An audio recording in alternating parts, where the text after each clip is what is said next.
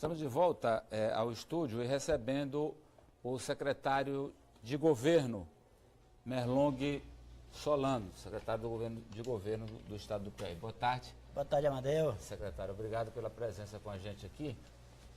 Eu queria começar abordando, ontem foi votado na Câmara, votada uma PEC que autorizou 2 bilhões de reais a serem distribuídos pela União aos municípios brasileiros.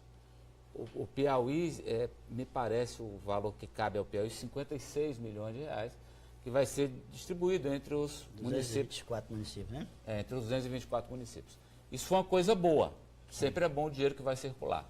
Mas, de outro lado, a União, para fazer essa despesa, retirou dinheiro de alguns convênios na área de educação e segurança dos estados.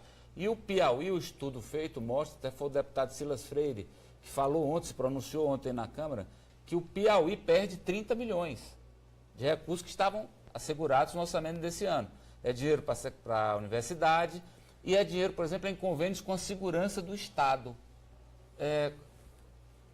Diante de um cenário que já é ruim de finanças, o que é que essa perda vai significar, secretário? Pois é, óbvio que para os municípios foi uma medida oportuna, mas em outras ocasiões, mesmo nesse governo, em governos anteriores, sempre que era preciso socorrer os municípios ou os estados, se buscava alguma alternativa que não implicasse em prejuízo para outro ente federativo.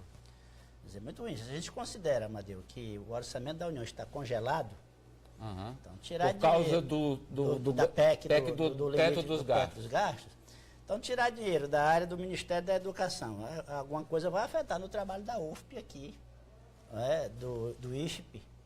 Então é lamentável que esse tipo de providência tenha que ser adotada em prejuízo dos estados, sobretudo considerando que já desde 2015 as transferências constitucionais federais têm caído, não tem tido um desempenho satisfatório. Não fosse o bom desempenho da receita própria, a gente estaria atravessando uma severa crise sem conseguir manter as obrigações básicas do Estado em dia.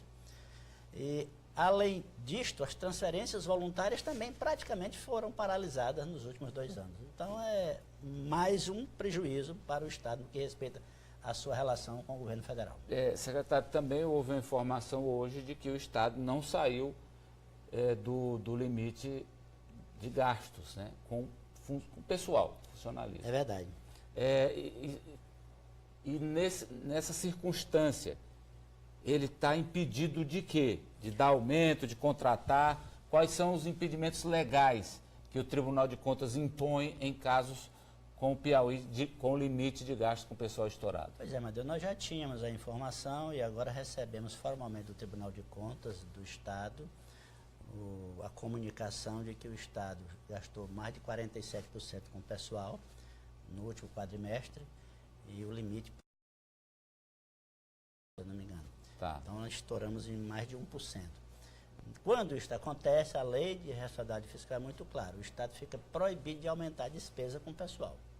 Vantagens a qualquer título ficam vedadas. O que o Estado tem que procurar é controlar as despesas, procurar aumentar a arrecadação para voltar no próximo quadrimestre, no próximo estudo que for sair, voltar para dentro do limite, ou seja, inferior a 46,5%.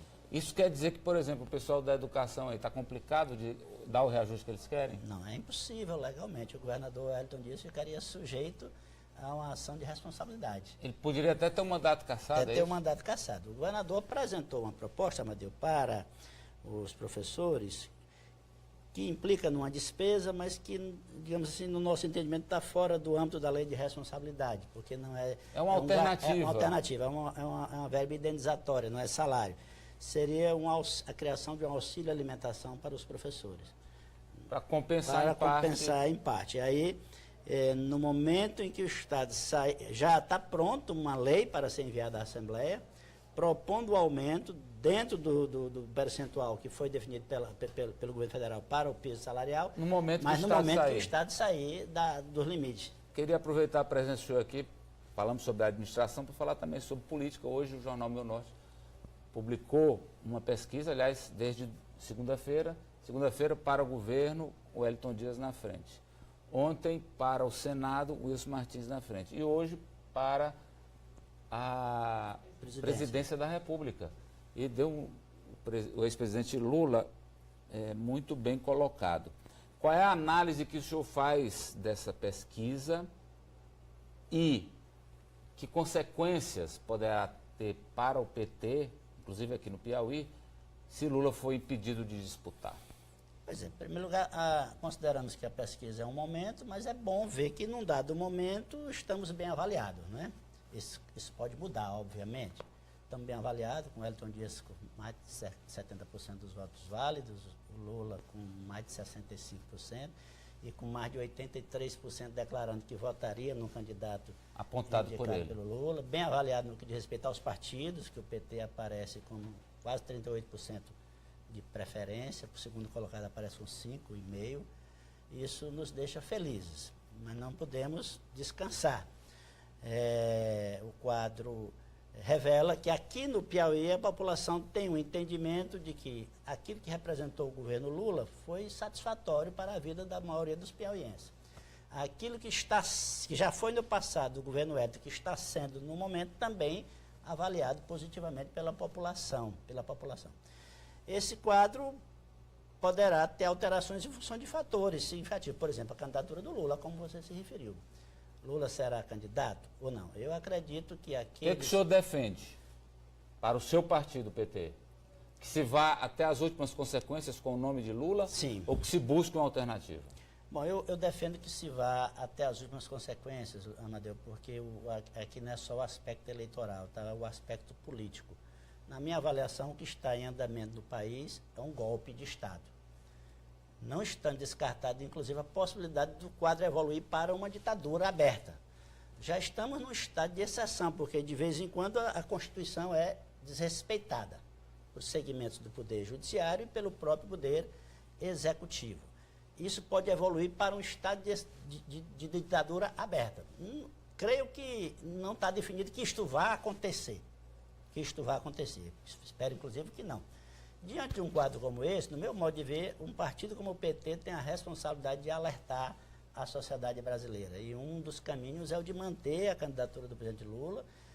Quem quiser que assuma a responsabilidade de dizer que o maior líder político do Brasil não pode ser candidato. Se Lula não for candidato, atrapalha o projeto de reeleição do governador Wellington? Pode ter repercussões, mas eu acredito que não, até por conta desse indicador aí, a população aceitando uma sugestão do Lula em relação à candidatura a presidente, com muito mais espontaneidade ao governo do Estado, que sem dúvida será o próprio Wellington Dias, né? Ok, secretário, quero agradecê-lo abraço. pela presença hoje aqui com a gente no Agora. Vou falar